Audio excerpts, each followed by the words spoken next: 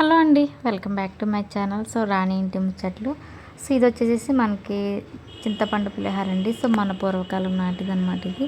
So ఎంతో కమ్మని రుచితో ఉంటుంది, ఎంతో అద్భుతంగా కూడా ఉంటుందన్నమాట. సో దీని సింపుల్ ప్రాసెస్ నేను ఎలా చేయాలో మీకు చూపిస్తాను. సో మెయిన్ ఇంగ్రీడియంట్ వచ్చేసి దీనికి ఒక పౌడర్ ఉంటుందండి. సో అది మనం ఇంట్లో ఎలా ప్రిపేర్ చేసి నేను చెప్తాను, జాగ్రత్తగా వినండి. సో ముందుగా వచ్చేసి ధనియాలు, పచ్చెనపప్పు, మినపప్పు, కందిపప్పు, నువ్వులు, ఎండుమిర్చి అవన్నీ వేసేసి దోరగా అయితే మనం వేయించుకోవాలన్నమాట. మెయిన్ వచ్చేసి ఇవన్నీ పప్పులు అన్నమాట. సో ఈ పప్పుల వల్ల పొడి వల్లే మనకి టేస్ట్ అయితే బాగుంటుందన్నమాట మనకి ఇది. ఇంక ఇవన్నీ వేసుకుని దోరగా వేయించుకుంటున్నాను. ఆవాలు, మెంతులు కూడా వేసుకోవాలి, కొద్దిగా జీలకర్ర కూడా అయితే వేసుకోవాలన్నమాట. సో ఇవన్నీ అయితే దోరగా చేసి చక్కగా ఫ్రై చేసుకోవాలండి. సో మాడిపోకుండా, ఆయిల్ లేకోకుండా చక్కగా నార్మల్ ఫ్రై చేసుకోవాలన్నమాట. అంత వేగుతుంటేనే మంచి స్మెల్ అయితే వస్తుందండి. సో మెయిన్ వచ్చేసి మనకి పొడి వల్లే సో చింతపండు వల్ల అయితే టేస్ట్ అయితే వస్తుందన్నమాట. సో నార్మల్ పులిహోర చేయడం కంటే ఇది కొద్దిగా జాగ్రత్తగా చేసుకోవాలి. ఎందుకంటే చింతపండు పులిహోర సరిగ్గా చేయకపోతే ఏమవుతుందంటే మనకి శుద్ధగా అయిపోతుందండి. సో నిమ్మకాయ పులిహోర కాదు. సో టేస్ట్ దానికంటే కూడా ఇదే చాలా బాగుంటుంది. సో దినుసులను వేయించిన తర్వాత మిక్సీలో కానీ రోట్లో కానీ పొడి చేసుకోవాలి. నెక్స్ట్ వచ్చేసి ఒక ప్యాన్ పెట్టుకుని ఆయిల్ వేసుకుని కొద్దిగా పల్లీలు అయితే వేయించుకుంటున్నాను. సో పల్లీలన్నీ కూడా చక్క దోరగా అయితే వేయించేసుకోవాలన్నమాట. సో ఎప్పుడైనా కూడా మనం మీడియం ఫ్లేమ్లో పెట్టుకుంటే మనకు సరిపడా వేగుతుంది. సో హై ఫ్లేమ్లో పెడితే లోపల పచ్చిగా ఉంటుంది, పైన మాడిపోతుంది అనమాట. సో ఖచ్చితంగా గుర్తుంచుకోవాల్సిన విషయం అనమాట. ఇంకా నెక్స్ట్ వచ్చేసి చక్క దినుసులు అన్నీ వేసుకున్నాను. తాలింపు దినుసులు, ఆవాలు, జీలకర్ర, పచ్చెనపప్పు ఇవన్నీ వేసి దోరగా అయితే దినుసులన్నీ వేయించుకోవాలి. తాలింపు దినుసులు కూడా టేస్ట్ చాలా బాగుంటుందండి. సో ఒక్కసారి ట్రై చేసి చూస్తే. సో నిమ్మకాయని కూడా పక్కన పెట్టి ఇది ఖచ్చితంగా ప్రతిసారి ఇదే చేస్తారు పులిహోర చేసినప్పుడు. సో మా ఇంట్లో కూడా సో మేము ఇదే ఎక్కువ రెగ్యులర్గా చేసుకోము, కానీ సో ఎప్పుడన్నా చేసుకోవాలనుకున్నప్పుడు సో మ్యాక్సిమం చింతపండు పులిహోరకి ప్రిపేర్ ఎక్కువ ఇస్తాం. ఇంకా ఈ విధంగా చేసుకున్న తర్వాత ఏంటంటే కొద్దిగా ఎండుమిరపకాయలు, పచ్చిమిరపకాయలు కూడా వేసి దోరగా వేయించుకోవాలన్నమాట ఈ విధంగా. సో ముందు వచ్చేసి చింతపండు చక్క గుజ్జు తీసుకోవాలండి. ఆ క్లిప్ అయితే నా దగ్గర మిస్ అయిపోయింది. సో చింతపండు అంతా చక్కగా గుజ్జు తీసేసుకొని పక్కన పెట్టుకోవాలి, తొక్కలేం లేకుండా వడగట్టుకోవాలి. సో దాంట్లో కొద్దిగా ఉప్పు, పసుపు, పచ్చిమిరపకాయలు, కొద్దిగా కరివేపాకు రమ్మలు వేసి బాగా మరిగించుకోవాలన్నమాట. సో చింతపండు చక్కగా అవుతుంది మనకి. సో చింతపండు మరగడం వల్ల టేస్ట్ అయితే యాడ్ అవుతుంది అన్నమాట. చక్కగా మరిగించుకోవాలి. మరి కాదు ఒక 10 మినిట్స్ 15 మినిట్స్ అలా మరిగించుకుంటే మీడియం ఫ్లేమ్లో పెట్టి సరిపోతుంది అనమాట.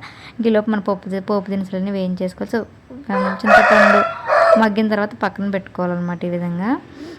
ఇంకా నెక్స్ట్ వచ్చేసేమో ఈ తాలింపులోనే కొద్దిగా పసుపు అయితే వేసుకుంటున్నానండి నేను.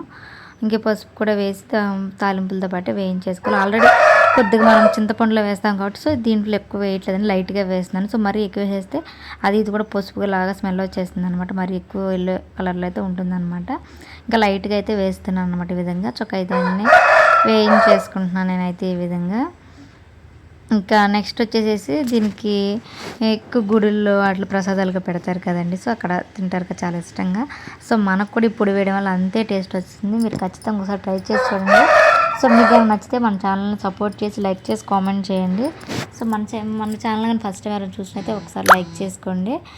ఇంకా మన ఛానల్లో మంచి మంచి వీడియోస్ ఉన్నాయి. మీకు కానీ ఇంట్రెస్ట్ ఉంటే ఖచ్చితంగా ఒకసారి ఛానల్ ఓపెన్ చేసి మాకు సపోర్ట్ చేస్తారని నేను అనుకుంటున్నాను.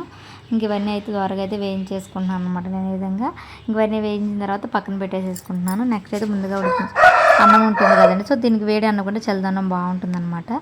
సో దాంట్లో అయితే కొద్దిగా ఉప్పు అయితే వేసుకుని, సాల్ట్ అనమాట, ఉప్పు అయితే కరగదు కదండి, ఇంకా సాల్ట్ అయితే వేసుకుని నేనైతే ఈ విధంగా చక్కగా అయితే కలుపుకుంటున్నాను అనమాట. ఇంకా తర్వాత వచ్చేసి ఇదేనండి మనం వేయించి పొడి చేసుకున్న పొడి. ఈ పొడి కూడా అయితే కొద్దిగా వేసేసి అయితే నేను కలుపుతున్నాను అనమాట ఈ విధంగా. సో పొడి వేయడం వల్ల ఎంత టేస్ట్ యాడ్ అవుతుందండి, అంత టేస్ట్ యాడ్ అవుతుంది అనమాట. సో చూసారా అసలు స్మెల్ వచ్చేసిందండి ఈ పొడి వల్ల అయితే ఎంత బాగుంటుందో. సో నెక్స్ట్ వచ్చేసి ముందుగా వేయించుకున్న పోపు దినుసులు, పల్లీల పప్పులు ఇవన్నీ కూడా వేయించేసేసి కలిపేసుకుంటాను ఈ విధంగా. మొత్తం అయితే బాగా మిక్స్ చేసుకోవాలన్నమాట ఈ విధంగా అయితే.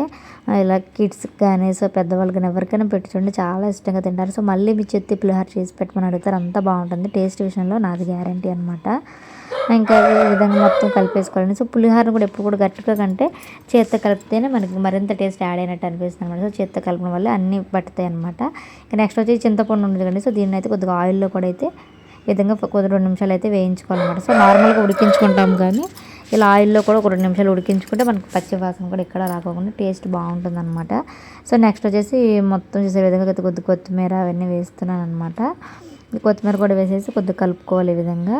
ఇంకా దీనికి ఏంటంటే చింతపండు మళ్ళీ ఆయిల్లో కూడా మరిగించుకున్న తర్వాత దీంట్లో కూడా వేసేసేసి కలుపుకోవాలన్నమాట. ఇంకా కలిపే విధానంలోనే ఉంటుందండి. సో మనం రైస్ వచ్చేసి ఎక్కడ కూడా ముక్కలు అవ్వకోకుండా చక్కగా గట్టితో కట్ అండ్ ఫోల్డ్ మెథడ్లో మనం కలుపుకుంటే కానీ మనకి రైస్ ఎక్కడ విడిపోకుండా పొడి పొడిలాడుతూ బాగుంటుంది అనమాట. సో నేనైతే ముందైతే కరివేపాకు వేయటం అయితే మర్చిపోయాను. సో ఆల్రెడీ మనం పోపు వేసుకుంటాం కదా, వాటితో పాటే వేసేసుకోవాలి ఈ విధంగా. నెక్స్ట్ చింతపండు చూసారు చక్కగా రెడీ అయిపోయింది అనమాట. ఇందులో ఆయిల్లో వేసిన తర్వాత మంచి స్మెల్ అండ్ మంచి ఫ్లేవర్ కూడా, కలర్ కూడా బాగుంటుంది అనమాట. ఇంక ఈ విధంగా మొత్తం అయితే వేయించేసేసి ఇంక దీంట్లో కూడా వేసేసి మొత్తం కలిపేస్తుంది అనమాట ఈ విధంగా. సో కలిపి చూసారు ఎంత బాగుందండి. లాస్ట్లో కడుపు నిండా తింటారండి, అంత కమ్మగా ఉంటుంది. చూసి చింతపండు పులిహార, అమ్మ ప్రేమ చింతపండు పులిహార. సో రెండు ఒకటే కదా, అంత తీయగా ఉంటుంది, అంత కమ్మగా ఉంటుంది కదా. అమ్మ ప్రేమ ఎంత తీయగా ఉంటుందో మన చింతపండు పులిహార కూడా అంతే కమ్మగా ఉంటుందండి. సో ఇంకా లేట్ ఎందుకు, ఆలస్యం ఎందుకు, వెంటనే మీ ఇంట్లో కూడా ట్రై చేసేసి మీ వాళ్ళకి మెప్పు కూడా పొందేసేసి మన ఛానల్లో మళ్ళీ తిరిగి వచ్చి చింతపండు పులిహార ఎలా ఉందనేది కూడా కామెంట్ చేసి సో మన ఛానల్ సపోర్ట్ చేస్తారని నేను అనుకుంటున్నాను. సో మన ఛానల్ని షేర్ చేయండి, లైక్ చేయండి, కామెంట్ చేయండి.